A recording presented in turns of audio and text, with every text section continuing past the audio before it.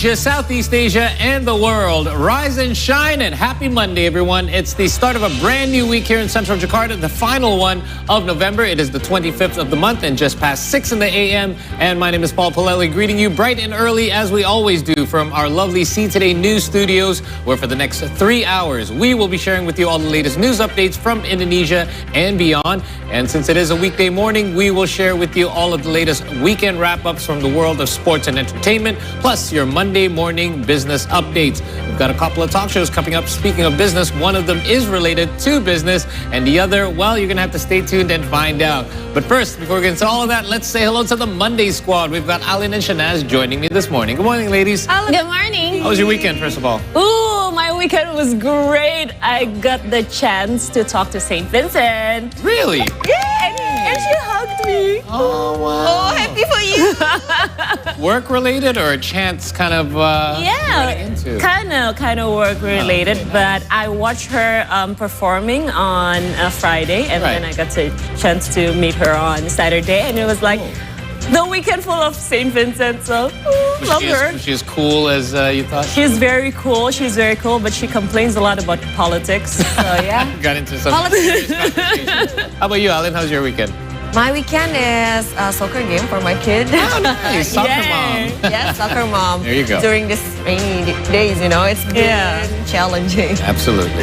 So yeah, happy Monday and happy payday for you. That's why in today's show we have a talk show on how to manage your salary and how to build your emergency fund. Here's the thing, P. Some people were like arguing, don't call it emergency fund. That way, then your life will be full of emergency situation. My point is, whatever you name it, just save up 6 to 12 months of your expenses. You can call it acceleration fund.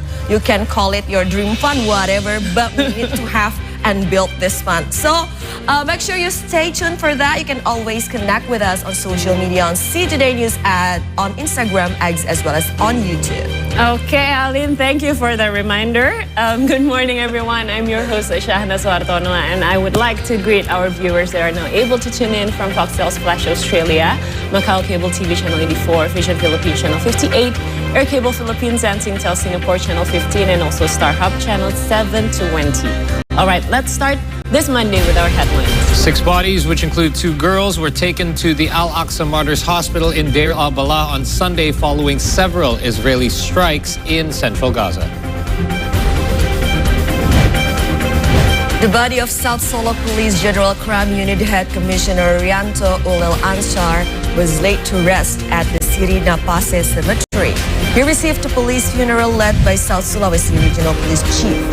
Max Verstappen hit the jackpot and claimed his 4th F1 World Champion title despite finishing 5th in the Las Vegas Grand Prix. And in our second discussion of the morning, we will be talking about climate change post-COP29 in Baku, Azerbaijan, which is one of the most pressing issues of our time. So make sure you stay tuned for that. That's coming up later on in our final hour of our program. Meanwhile, let's now circle back to our top story from our headlines from the Middle East, as 6 bodies, which include 2 girls, were taken to the Al-Aqsa Martyrs Hospital in Deir al-Balah on Sunday following several Israeli airstrikes in central Gaza. Israel conducted airstrikes and shelled parts of Bureij, Maghazi, and Deir al-Balah on Sunday. According to local health officials, the death toll from the now 13-month-long conflict in the Gaza Strip has surpassed 44,000. The Israeli offensive in Gaza has caused heavy destruction across wide areas of the coastal territory. Approximately 90% of the 2.3 million population have also been displaced several times over, while hundreds of thousands are living in squalid tent camps with little food, water, or basic services. Israel continued conducting airstrikes in Beirut, Lebanon on Sunday night. This came after Hezbollah launched about 250 rockets and projectiles into Israel, which injured 7. The Lebanese military said that an Israeli airstrike on an army center in the southwest of the country killed one and injured 18 others. Israeli airstrikes also extended to southern Beirut on Sunday. Meanwhile, negotiators are ramping up efforts to broker a ceasefire in hopes of preventing the situation from escalating to an all-out conflict. Israel recently launched an airstrike against a building in Shmustar, Lebanon, which killed 17, including a mother and her 4 children. According to Shmustar Mayor Suhail Haj Hassan, the Israeli airstrike hit a 3-story building in the eastern part of town on Saturday night. The structure housed several families who had modest jobs and could not afford to leave the area. The Lebanese Health Ministry said that Israeli attacks have killed more than 3,500 across the country, and the fighting has displaced about 1.2 million individuals, or a quarter of Lebanon's population. Months of drought gave way to rain that caused landslide affecting around 40 homes in La Paz, Bolivia. Authorities were forced to contend with several emergencies as the rain also caused rivers to swell. Rescuers discovered 6 people covered in mud and suffering from hypothermia. Prolonged rain since Saturday afternoon caused a river to overflow and mud to accumulate in an illegal construction site in the upper parts of La Paz. Crews of municipal workers opened ditches and continued cleaning the mud that accumulated in houses and on the streets along the Inca Loyeta neighborhood on Sunday. Authorities said that most of the neighborhoods surrounding La Paz are vulnerable to landslides since they are located in a number of slopes. The National Meteorology and Hydrology Service declared an orange alert 3 days ago due to possible river overflows following rain in the upper basin. So much like in other parts of the world, heavy rainfall on Saturday night. This led the Pasajahuira River to overflow in Bolivia. This resulted in significant flooding in La Paz's outskirts. Now, residents of Bajo Loyeta found themselves trapped, waiting for rescue teams. However, a missing 4-year-old girl has sparked a frantic search amid this widespread destruction. Vice Minister of Civil Defense, Juan Carlos Calvimontes, has confirmed that ongoing search operations are happening. Hours after the rain subsided, rescuers were still searching for this missing girl in the inundated neighborhood of Bajo Loyeta. Emergency workers had to go through pretty much mud that, you know, when your shoes get stuck and you can't lift your feet out of it, yes. That's how bad the mud was. So it's really hard to dig through it. This happened all the way through till Sunday. We mentioned the 6 residents that were pulled through already suffering from hypothermia. Their hair was pretty much matted with mud and sludge from the collapsed hillside. Soldiers actually had to help out to clear the mud from the streets. Meanwhile, the mayor of La Paz, Ivan Arias, directly blamed the poor construction of houses. You know, sometimes you see those houses perched on the hillside. Yeah. Well, a lot of them actually exist without permits. Now, in a visit to the site, President Luis Acre delivered aid to the flood victims and vowed to hold people responsible for the illegal construction that exacerbated the damage, and also promised comprehensive recovery efforts, including an in-depth investigation. Meanwhile, Central America, other parts of it are battling similar severe conditions affecting communities and agriculture. But extreme weather is not just happening in other parts of the world, but right here in Indonesia as well. Right, Alan? Yes, that's right, Key. A flash flood has struck Nagari Kubang in Guguak Subdistrict 50 Kota Regency in West Sumatra. A married couple was caught in the disaster and one was found dead while the other is still missing. The flash flood was caused by heavy rain and led to significant damage in Nagari Kubang on Friday night. It destroyed several homes and inundated farmlands, with 2 residents going missing. A joint search and rescue team comprised of personnel from the National Search and Rescue Agency, Regional Disaster Mitigation Agency, as well as the Indonesian military and police have been deployed to locate the victims. They found the body of Refrizal approximately 4 kilometers from where he was reported to go missing.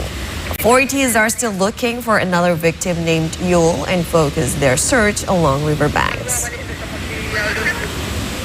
Terjadi bencana alam, banjir bandang di Nagari Kubang, Kecamatan Lubuk, Kabupaten 50 Kota, yang mana mengakibatkan 2 orang terseret arus banjir tersebut. Kami akan membagi pencarian menjadi 2 tim. Untuk unsur yang terlibat, yaitu ada Basarnas sendiri, TNI dan Polri, BPBD 50 Kota, PMI, serta potensi lainnya dan masyarakat.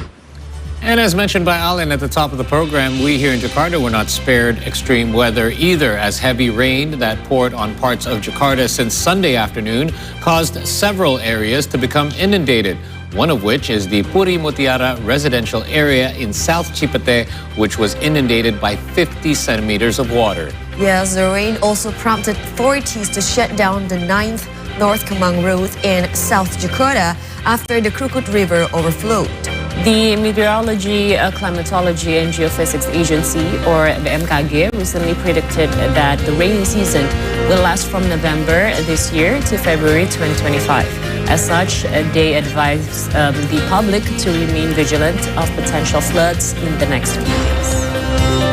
Well, this one hits a bit close to home. This is literally down the street from where I live. A number of officers were deployed to this location on Sunday night to manage traffic around the Puri Mutiara Raya Road in South Cipete. Heavy rain since Sunday afternoon also caused the Krukut River to overflow and inundated homes at Puri Mutiara 5 and 6 residential complex.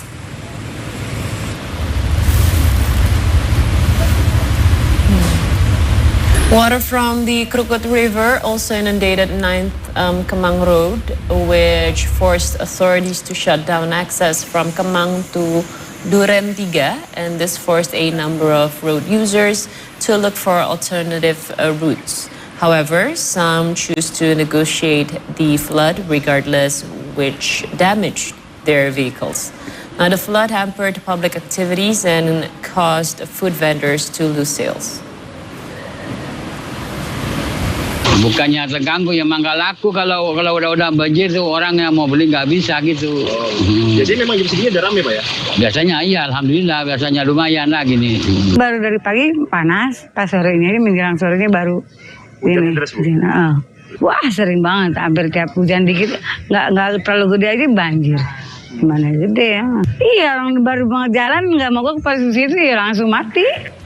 So were you affected, Paul? Yes, very much so. Since before the weekend and this Sunday night area. Luckily, there's a lot of small other alternative routes to get out of my house.